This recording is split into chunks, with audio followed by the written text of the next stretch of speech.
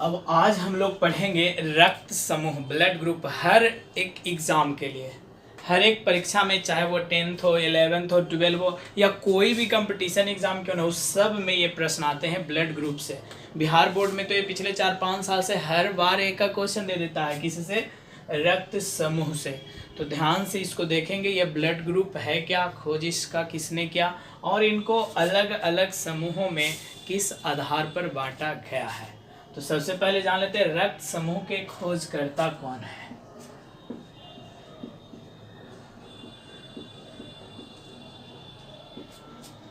कौन है? Karl Landsteiner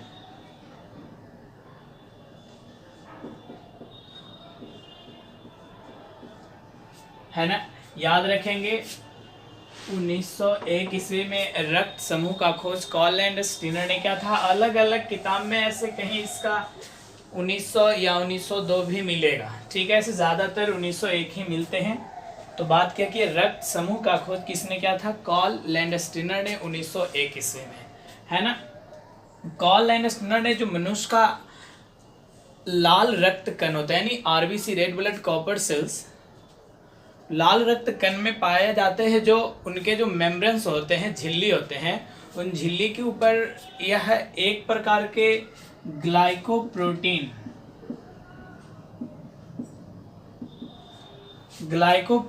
को देखा, और वो ग्लाइकोप्रोटीन जो थे वो उसका नाम इन्होंने एंटीजन बताया।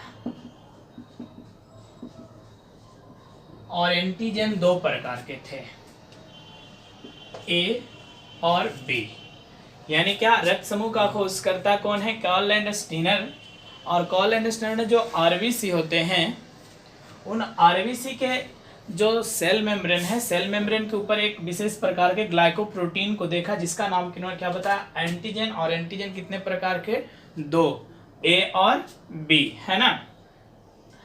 इसी तरह से जो ब्लड का प्लाज्मा होता है, रक्त के प्लाज्मा होते हैं, उसमें भी एक प्रकार के और ग्लाइकोप्रोटीन को देखा, और उस ग्लाइकोप्रोटीन को इन्होंने एंटीबॉडी नाम दिया। और एंटीबॉडी को भी इन्होंने दो भागों में बांटा, ए और बी। इस तरह से ये जो एंटीजन ए और बी हैं, एंटीबॉडी ए और बी हैं, यह अलग अलग व्यक्तियों के रक्त में किसी में प्रेजेंट होते थे तो किसी में एब्सेंट होते थे। तो किसी में ये दोनों प्रेजेंट होते तो किसी में ये दोनों, मतलब ए और बी, एब्सेंट होते थे। ठीक उसी तरह से किसी में ये एंटीबॉडी ए और बी दोनों प्रेजेंट होते थे तो किसी दोनों में यह क्या होते थे?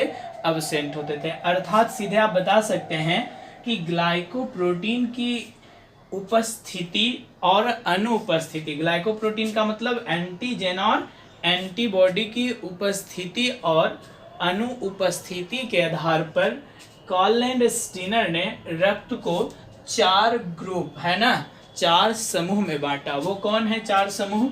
याद रखेंगे हमेशा, ए बी ओ। अब बोलेंगे नहीं तो 3 ही हैं, है ना। आप तो बताए थे 4, नहीं। देखिए ये 4 कैसे हैं। इसका मतलब ए,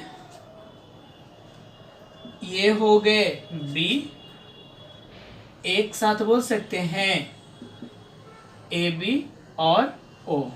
अब रक्त के कितने समूह? 4, ए बी ओ। क्यों बांटा गया?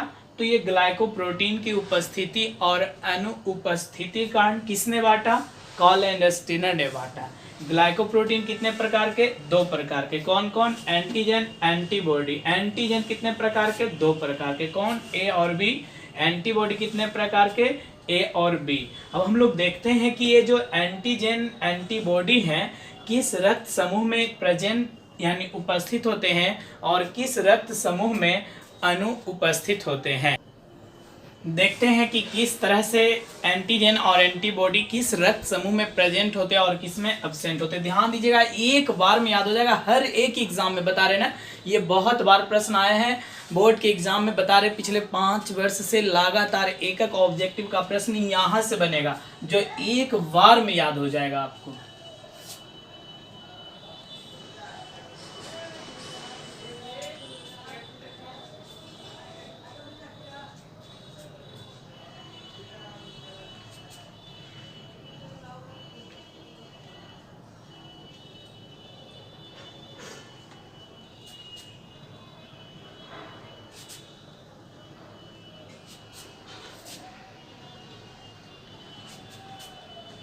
ये हो गया ब्लड ग्रुप।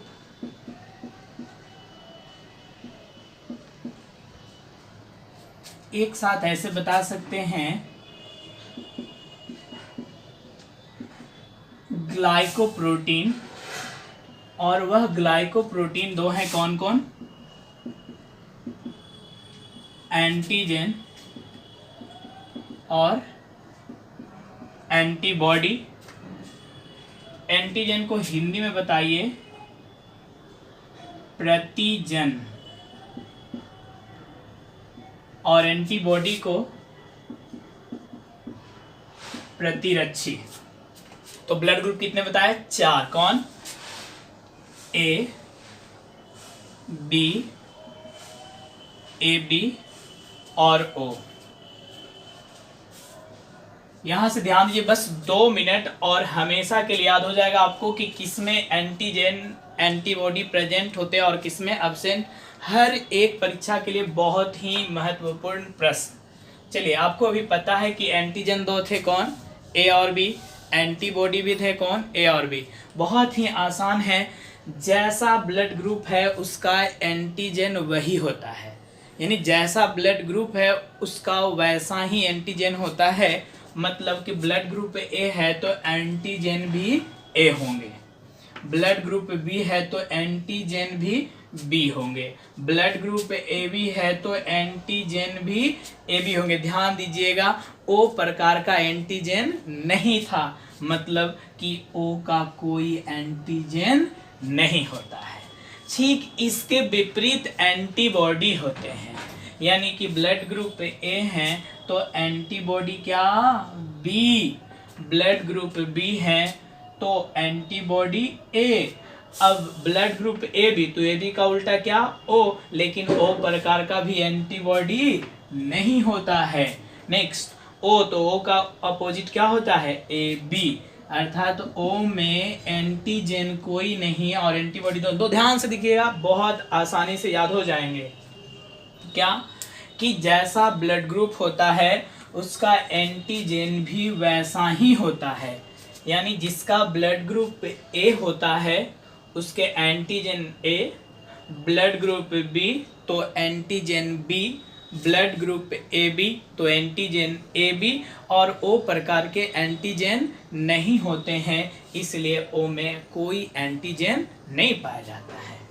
नंबर दूसरा, एंटीबॉडी कैसे याद करेंगे? ठीक विपरीत, कि अगर ए ब्लड ग्रुप तो एंटीजन ए तो antibody B, blood group B तो एंटीजन भी बी लेकिन antibody A B blood group तो एंटीजन दोनों, एंटीबॉडी कोई नहीं, दोनों मतलब ए और बी। ओ ब्लड ग्रुप तो एंटीजन कोई नहीं और एंटीबॉडी दोनों, मतलब ए और बी। अब यहाँ के क्वेश्चन सुनिएगा ध्यान से, बहुत बार आते हैं क्वेश्चन, किस रक्त समूह में कोई प्रकार का एंटीजन नहीं होता है? किस रक्त समूह में कोई प्रकार का एंटीजन नहीं होता है? किसमें? ओ में। किस रक्त समूह में दोनों प्रकार के एंटीजन पाए जाते हैं? दोनों प्रकार के मतलब ए और बी प्रकार के, किसमें? ए बी में। किस रक्त समूह में दोनों प्रकार के एंटीबॉडी पाए जाते हैं? तो दोनों प्रकार के एंटीबॉडी किसमें? ए और बी में। किस प्रकार के ब्लड ग्रुप में कोई प्रकार का एंटीबॉडी नहीं होता है? तो जवाब क्या है? कोई प्रकार का एंटीबॉडी नहीं होता, तो ए और बी। और इन्हीं एंटीजन एंटीबॉडी की उपस्थिति और अनुपस्थिति के आधार पर रक्त को कितने समूह बांटा गया? 4।